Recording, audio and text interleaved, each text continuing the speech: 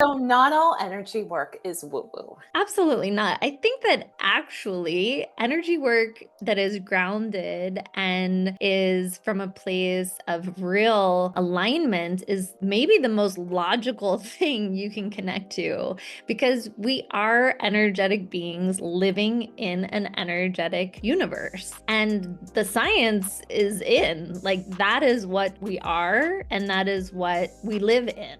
So why wouldn't we? It's, to me, it's illogical to think that we don't have mechanisms built in to connect to energy. What do you think about that, Andrea? Yeah, I think it's not only logical, but it's also practical too. And so we were talking about this the other day, but we have sensory systems that we recognize, like seeing with our eyes, touching things with our hands and our body. We have sensory receptors and sensory processing in our brain, the five senses. But we also actually have the sixth sense, which is a sense that is just not as generally regarded and named or validated. That is our ability to sense and perceive energy. Absolutely. And I think that there is this separation that happens because people believe that it's just like you're born with a sixth sense, or it's just kind of like some people have it, some people don't. When in fact, there are tools and there are modalities that are not linked to necessarily a spiritual practice,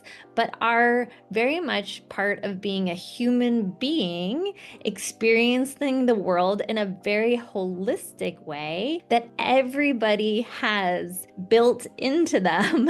And it's like going to the gym. You have to learn how to use that muscle. You have to learn how to use and connect to the sensory system and read or look at or be able to name what is energy or energetic experiences. Absolutely. And a lot of people, I would say everyone is born with some inherent sense of this as a baby. You come into the world with this. And because it's starting to change, but because it's generally not regarded, spoken about, taught, then, and even can be dismissed or disregarded outwardly, it can be something that children and people unlearn or learn to shut down and dismiss within themselves. And so one of the common ways that people do perceive energy is the way that the body might receive it through the senses of feeling, because that is the way that we know how to perceive it. But it's a very real thing, and learning how to work consciously with energy, with this sense of energetic perception that we all have, is really practical because it's the world we live in. And so why wouldn't you want to learn to consciously use it in a way to enhance your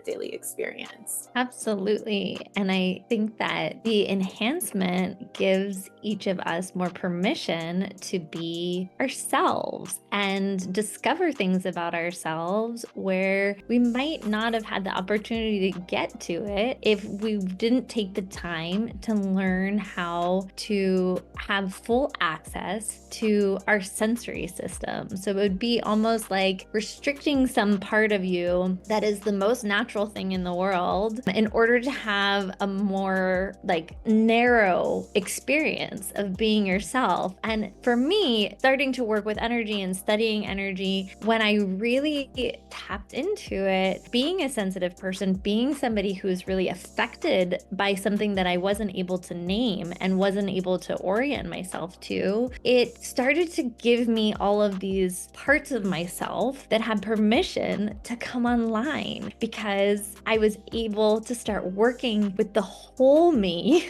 not just a small part of me. Absolutely. And it's really empowering to be able to validate and recognize and cultivate that piece of yourself that, especially, and it's kind of like just like athletic or musical or artistic abilities, everyone has it. Everyone can pick up a paintbrush and paint a canvas. Everyone can pick up a basketball. If you never are given that paintbrush or that basketball, you'll never know what you could do with it. But also it could just be just something like fun that you do. And for some people, it becomes this really deep passion and they're highly skilled in just like a professional athlete or a professional artist. Like the people that just want to keep learning and keep growing. Yeah, exactly.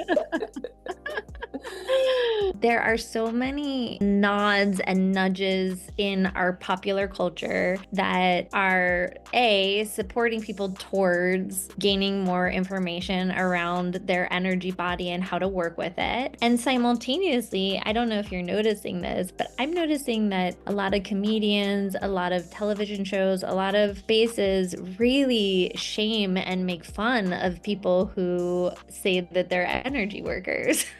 So there's that going on where there's the perception that being an energy worker means you're really blown out, you're really spaced out, you don't know what's going on, you're living in a sort of an imaginary world that could even be harmful to others. And it's not that that's not true. It's not that those people don't exist, but it also is that there are whole communities of people who are very much based in self-responsibility, self-awareness, awareness of how our energy affects other people, and really like well-trained, almost like, I would say almost like Olympic athletes at this work. And it's really based in fundamental like truths and fundamental opportunities to really grow and transform the self. There are people like Andrea and myself who love this work and study this work and help ourselves and help each other with energy work and guide ourselves into evolution that are very bounded in this like kind of quote, I would say almost like a normal quote unquote, if there is such a thing as normal, a normal kind of grounded approach. And I think that that perception is out there. I do think it is starting to shift in some places, but it also is just what people are exposed to. And just like in any skill or any profession, like you could go to a doctor who's really amazing, and you could also go to a doctor who is just really unethical and, one that's not necessarily representative of another of the whole field or specialty. So yeah, really good points.